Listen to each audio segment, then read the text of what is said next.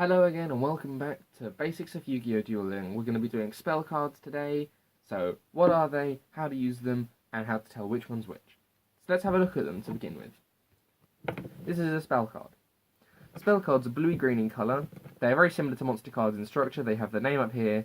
Where the attribute of the monster would be, they have a symbol that says spell card, and then it'll tell you underneath. And then down here, it'll have the spell effect. So, Polymerization is a normal spell card that says fusion summon one fusion monster from your extra deck using monsters from your hand or field as fusion materials. So you'd send them to the graveyard. But don't worry about that. We'll do a bit more about fusion summoning in the next monster card episode. So how did I know that it was a normal monster? Well, if I compare it to Cyber Shield, you can see next to spell card there's a little cross, like a little plus sign in a circle. This symbol symbolizes that this card, Cyber Shield, is an equip spell. So that little cross symbol means that it is an equip spell. An equip spell is very simple. You can have 5 spell and trap cards in your spell and trap card zone. So if I was laying out, this would be your monster card zone, this would be your spell and trap zone. You have 5 spaces here, so you can put 5 spells or traps here. Sorry, things falling down. So you can put 5 spell or traps here, and 5 monsters, up to 5 monsters in your monster zone. So you can you can place spell cards down, as so. That is activating them. You've activated this spell card. You can activate most spell cards whenever you want. Some have certain times where you can actually play them. So I can only activate Polymerization when I have 2 or more fusion components that I can send to the graveyard to fusion summon. You can also set all spell cards. You can set all of them as a trap card. So that's face down, facing your opponent. So they don't know what it is. It could be a trap card, could be a spell card that does something. Who knows? Only you know. That's the point. So, if this is a normal spell and this is a quick spell, what other types of spell cards are there? Well, you have quick spells, which have a little lightning bolt. This is Mystical Space Typhoon.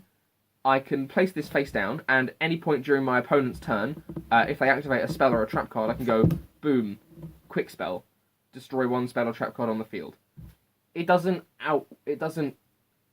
outspeed most priorities of cards, so if someone activates Mirror Force, you can't activate this card to destroy the Mirror Force before it destroys all your monsters. That's not how it works. However, if someone activates Swords of Revealing Light, you can then activate this card and it would be destroyed. If someone activates Cyber Shield and they equip it to a monster by placing in their spell zone and choosing a monster, you can then activate this on your side of the field and go, nope, I destroy Cyber Shield, and it gets destroyed and sent to the graveyard. So that's the benefit of using quick spells. They have the speed of some traps, but are a spell card. So it would work well with spellcaster type decks, which require you to summon, use spell cards to get spell counters and that sort of thing. We also have field spells. Field spells are a special type of card that you can place not in your spell and trap zone, you place in your field zone, which is up to the top right of your board, I think. Field spells have a little triangular cross at the top next to spell card, and field spells are universal. You can put it down and both players can access the spell card. Both players can activate it and both players can gain its benefits and downsides if there is a downside. So Harpy's Hunting Ground relates to Harpy Lady cards, of course. So if you're running a Harpy Lady deck, this is very good. However, if your opponent's not running a Harpy Lady deck, they won't be able to benefit from this card as much as you would. So, field spells are pretty useful. There are a lot of cards that allow you to get a field spell card, so you don't really have to worry about it. But unless you have a really good deck, like Necro Valley, don't build your deck around a field spell, because they're usually a bit flimsy, and yeah. The next type of spell card is continuous spells. Continuous spells have a little infinity sign next to them. Continuous spells stay in your spell and trap card zone for the remainder of the duel, or as long as they're not destroyed. Apart from field spells, and equip spells, when you use a spell card, it's sent to the graveyard. Once you've used it, its function's done, it gets sent to the graveyard. Equip spells stay equipped to the monster, of course, and field spells stay in the field card zone.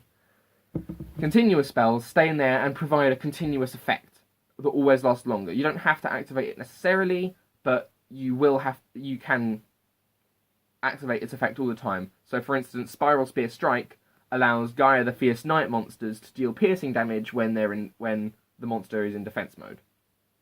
When it's attacking a defense position monster, sorry. So that effect will always be there throughout the duel. I don't have to activate that at the beginning of my turn. I don't have to activate that when I'm battling. That effect will always be there.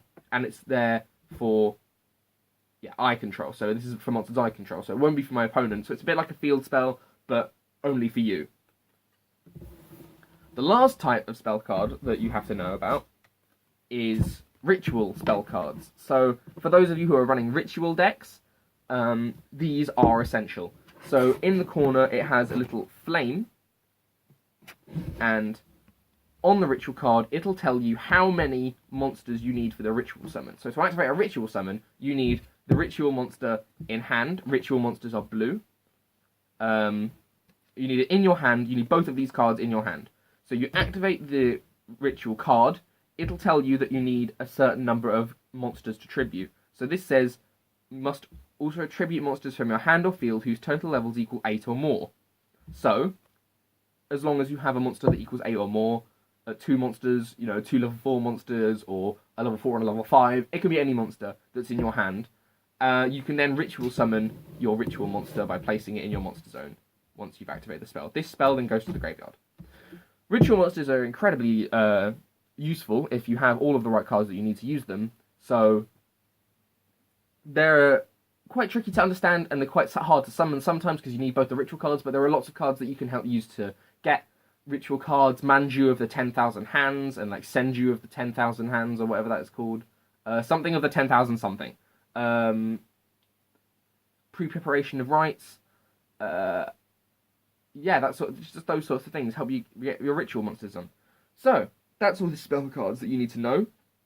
Again, if you have any questions, feel free to leave it in the comment section. I'll try and answer it. And next time we'll be doing trap cards. So, stay tuned. Thank you very much for watching. Bye.